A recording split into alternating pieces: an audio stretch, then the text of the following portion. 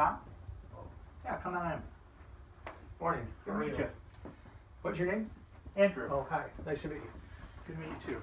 So, yeah, my name is Andrew. I'm a dietitian here at the health clinic. So, what brings you in today? Well, I've had a couple deaths in my family this year. My mother passed away this past February. She had colon cancer. She was 94. And then my brother passed away in July. He also had colon cancer. He's 72. I'm going to be 70 this month, actually. My concern is genetics. What would my chances be of getting colon cancer? Or maybe how can I prevent it? I've done colonoscopies with my doctor. I followed up with that on a regular basis. But what else could I do you think? Maybe with my diet. I'm not sure what to do there. Sure. Well, I'm very sorry for your losses. I know it's very difficult to deal with. So it sounds like because cancer can be genetic and you've had a few family members who've had colon cancer issues, so you're, of course, afraid it's genetic and you want to you want to do everything you can to prevent it. So yeah, there are definitely some things we could do nutritionally to help reduce the risk. It's a piece of the puzzle of reducing the risk. So I think I could help you there. But before we get into that, tell me a little bit about your diet. What would be like a normal day of eating for you? I do eat breakfast every morning. I try to usually just eat oatmeal. I have a banana. I like to eat more fruits and vegetables.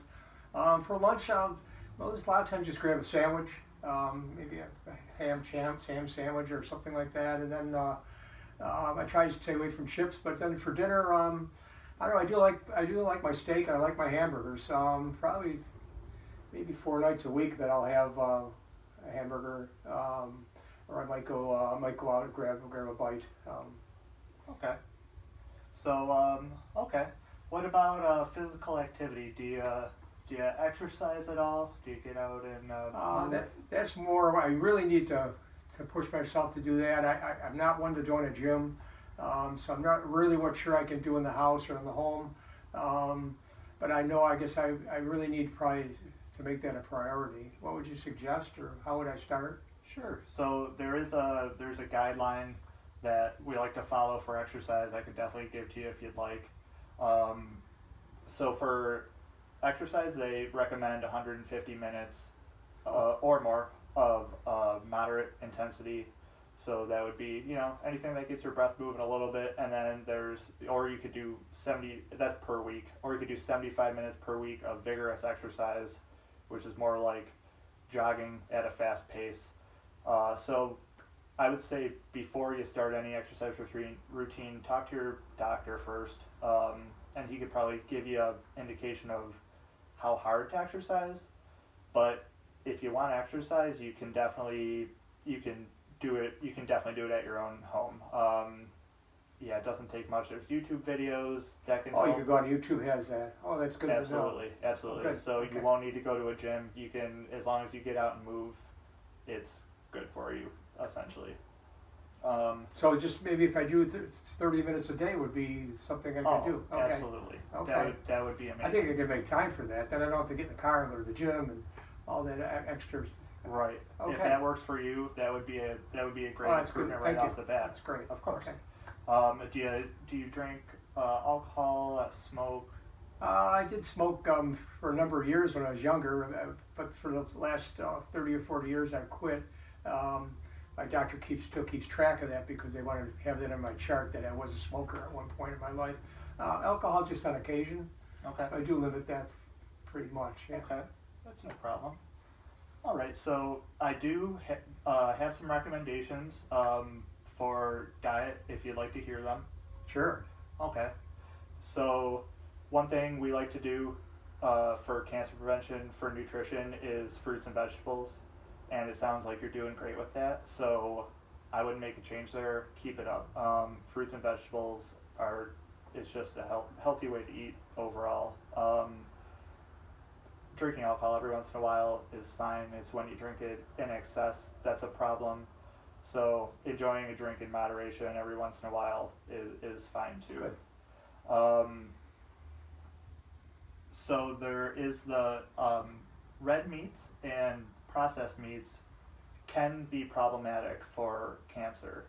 You don't need to cut them out of your diet completely, but it sounds like you're eating it, um, 3 or 4 days a week or more sometimes. A lot of times if I have, so processed meats would be what? So they're like deli meats. Oh. Pretty much any meat Okay. that is not a nice fresh cut of meat in the store is a processed meat. Even those are technically processed meats.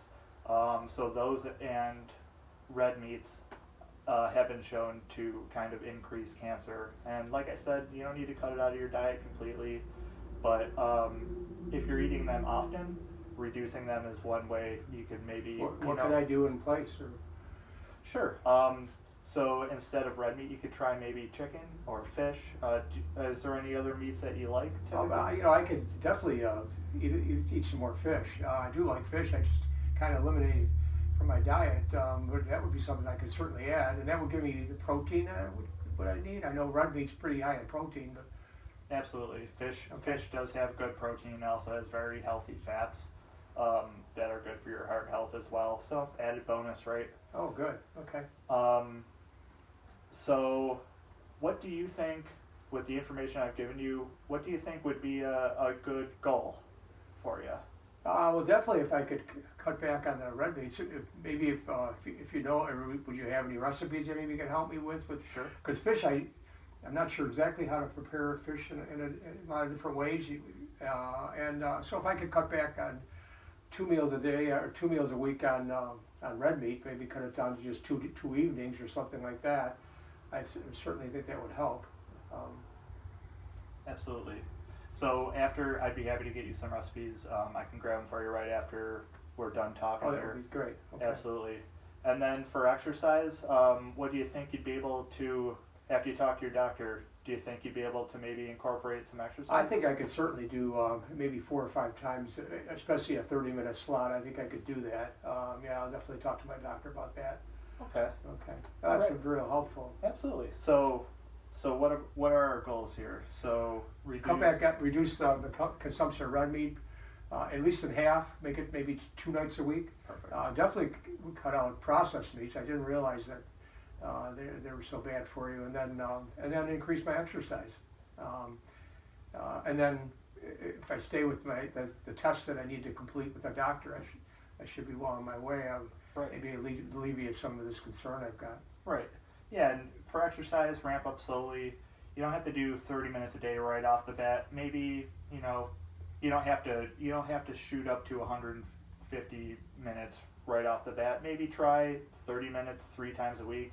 See how you feel. Does that sound like a That'd be reasonable great. goal? That's a reasonable goal, sure. And then Absolutely. if you could cut your on a scale of 1 to 10, how would it 1 being impossible, 10 being you could absolutely do it? How do you feel about cutting down your red meat consumption to about two nights a week or so? I could definitely a 9 or a 10 on that. 9 or 10. I easily That's do, good. especially I do like fish. I just forgot about it kind of, and I think I could definitely add it to my diet with some Great. help from you, sure. Great. Okay. So yeah, shoot for reducing the red meat a little bit. See how you feel. See how the exercising feels. And then yeah, maybe if cut down on the lunch meat a little bit. You could do everything slowly, however comfortable you feel with, and see how you feel. That would be terrific. That's All really right. helpful. Is there anything Appreciate else I could do for you? it. No, give me those recipes. It'd be great. Yeah. Okay. Let's go. I'll grab Okay. it for you right now. Okay. Thank you. Thanks, Tom. Yep.